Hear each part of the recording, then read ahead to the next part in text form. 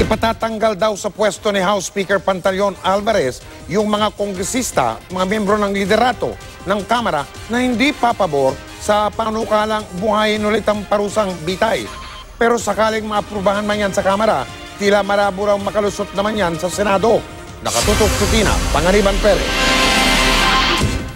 Seryoso raw si House Speaker Pantaleon Alvarez. Tatanggalin daw niya sa pwesto ang sinumang Deputy Speaker at Committee Chairman ng Kamara na hindi boboto pabor sa death penalty bill.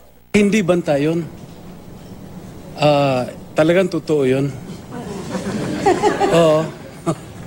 Tototohanin niyo po yun? Oo, siyempre. Sinabi ko na eh. Kasama sa binabangga ni Alvarez si dating Pangulo at ngayon Pampanga Representative at Deputy Speaker for Luzon na si Gloria Macapagal Arroyo. Anti-death penalty si Arroyo at sa kanyang administrasyon na abolish ang death penalty law. We have to replace her as the Deputy Speaker.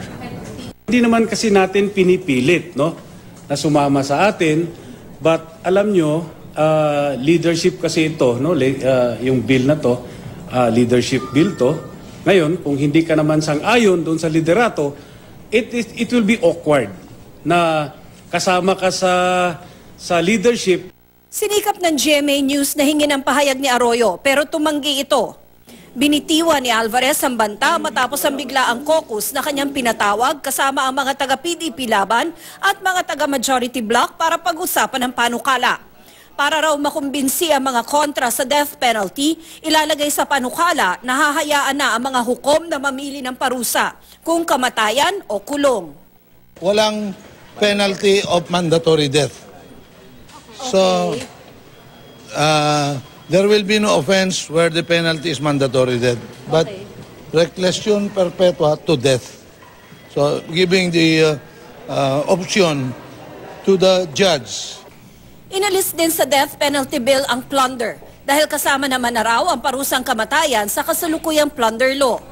Ang ilang taga-majority bloc na kontra sa death penalty nanindigan sa kanilang posisyon kahit pakapalit nito ang kanilang chairmanship. Kasi Even nga if there's meron a threat to remove from your chairmanship or from the majority bloc. Nasa kanilang burden eh. Pag ginawa nila yon, sila yung mapapahiya.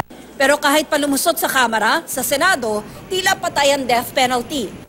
Maliban kasi sa naniniwala ang mga senador na di raw ito sagot sa kriminalidad, kontra rin ito sa mga international na kasunduang nagsusulong sa mga karapatang pantao na pinasok ng Pilipinas.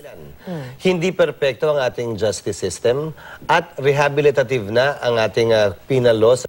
Hindi tayo pwede mag-violate ng niratify natin kasi international law, part ng law of the land. Ano? Yung treaty is inferior to a law.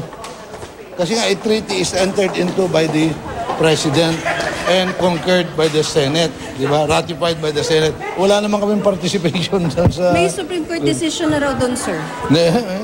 Tignan natin. Questionin nila. Tina Panganiban Perez, Nakatutok, 24 Oras.